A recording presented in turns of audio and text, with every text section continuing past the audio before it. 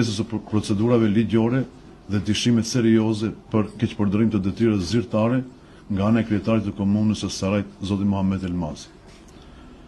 Dokumentet dhe komunikimet zyrtare të komunës, si dhe postimet publike, krijojnë një situatë të qartë.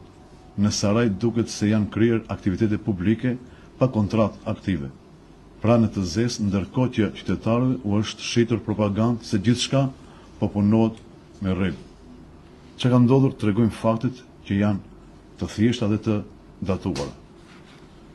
Më datën 2, 3 dhe 10 janar, kryetari i komunës në faqen e tij zyrtare Facebook del para opinionit dhe lëvdrohet se po bëhen mirëmbajtje dimërore të rrugëve, pastrimi i borës dhe heqja e kripës. Ndërsa më 8 janar, i një institucion, Komuna e Sarajit publikon një njoftim zyrtar për shpalljen e fituesit të tenderit, që do të thotë se procedura akoma nuk ka përfunduar, madje as edhe më 10 janar. Ja të janë edhe vendimet.